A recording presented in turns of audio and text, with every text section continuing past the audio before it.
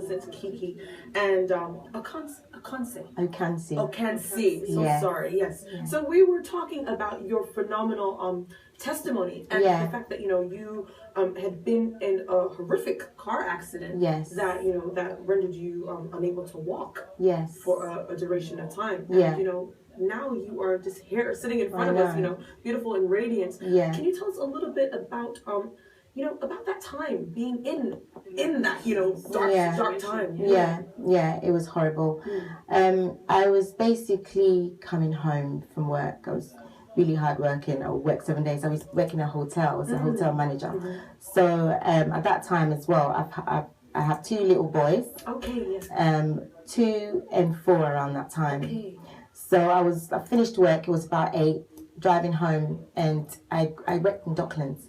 So as I got to Barking, there was like a bridge there, and right on the top of the bridge there was traffic.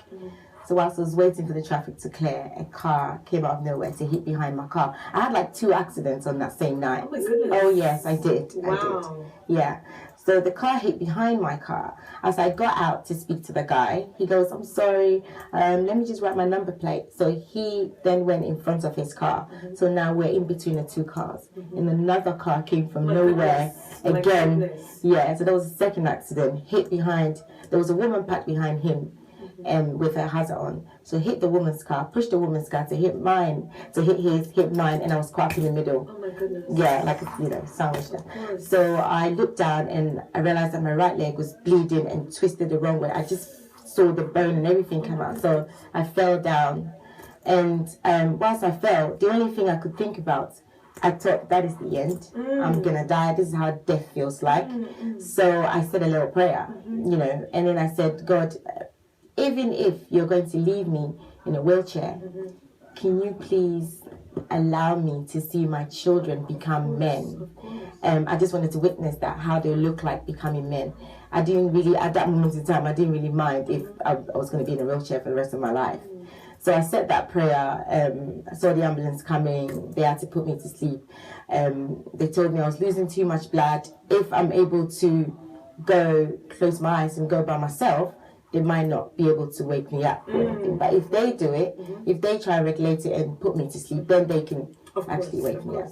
So the lady told me, I was screaming, but then I felt life being drawn out of me. So I, like when you turn down a volume of music, exactly, slowly. That is how you wanted to scream. I was screaming, but the voice was being muted. That is how it felt like. So I thought, "Ooh, I'm dead. Like that. This is it. I'm dead." Yes. Oh goodness. Oh yes. Oh yes. But you were definitely not dead because you were with us. Yes. Thankfully. Yes. And you are here because you stand as a survivor of a Exactly. horrific accident. But you stand before, you sit rather before us. The owner of an amazing fashion line, should I say, and also music artist. Yeah. So can you tell us a little bit about how the fashion line came about? Yeah. So with fashion, I've always loved fashion. I loved clothes, makeup, you know how we girls Girly are. girl, yes, of course. Growing up when I was about 16, I draw a lot, and I had a book whilst I draw different sort of designs and clothes and stuff.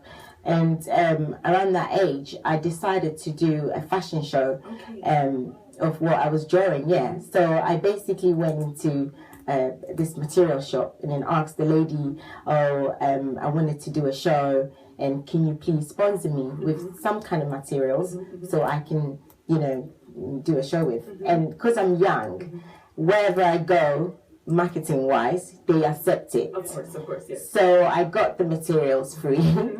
I got the models free. Excellent. The seamstress, it was about 50% free. She did like a discount for me, so that was fine. And then I got the place, the hall, free. Oh, excellent. Yes. Excellent. So I did a beautiful show. Around that time, I named the designer Miliki Old Fashion. Okay. Because Melissa and Old Okay, yeah. So, yeah. So I did a show, and then 12 models, beautiful clothes. They came out, and then I sew a special one for myself. I also walked out. Amazing. And people were really impressed. And I was like, wow, I love doing this. So I knew that the designing stuff was always with me. But went back into school. You know how you go back into school, you're studying, you're this. So I put that on the side, but I was still draw stuff, but I didn't take it really seriously anymore. And then I started to work as well. Of course. So when all these accidents happened and I got closer to God, and then the music part came in, I decided to join the choir first with the music. Okay. And then with the clothing, whilst I got into closer to God, I was literally looking for something godly, when you go into shops and stuff. But then I'll look around and then I'll find like the serpent on the top, or do you know what I mean? Or serpent skin, bags or skulls, or skulls and stuff, But I never find anything godly, So I was like, Father, why is it that this world belongs to you and you don't even have anything in it? Like basically, And secondly as well, I would, with my kids, like when we became deeply into Christianity, whenever they go into bed, because of what we've been through, I put a Bible underneath their pillows. Then I open to Psalm 27, the Lord is my light and my salvation. But when they fall asleep and they wake up in the morning, they read the Bible. Because boys, like they're like turning and tossing. So I sat down and I was like, God, like how would I put this Bible underneath their pillows without ripping it? Like what? And then he gave me the word to say, if the words was imprinted into their pajamas or imprinted into their bear sheets or even on their teddy bears, if the scriptures was on those sort of things, then I don't need to put the Bible underneath their pillows. And then exactly. Excellent. So that's where came birth of mine. And then I love designing as well. So I'm like, yay, I can do that. I can do clothes. I can do this. I can do that. Exactly. Excellent. Yeah. So, we're going into a new year, 2015. Yes. Where do you see, is it L137? L137. L137. It's Luke 137. Where do you see that line going in 2015? Oh my gosh. What are your hopes and dreams for it? Big dreams. My plan is to get it into shops. I need people to walk into any shop and go and pick it up as they pick up. As you walk into Deminams and you pick up so many sort of designers. I want my clothing line to be like that. So you can walk into shops and pick up, Christian clothes, or pick up, you know what I mean? Of course, I want it to be in shops and I want it to be bigger than that. I'm doing, it's not just clothes. I do kids line, I do teddy bears, I do bear sheet plates, cups, anything, shoes, I'm going into, yes. Exactly, definitely, yes. Excellent. And I think it's important because, like you said, the Bible says, let your light so shine. This world is dark enough as it is. We're really dark times. For believers everywhere, we feel it's end times. Exactly, so it is something. Something that is positive. Exactly.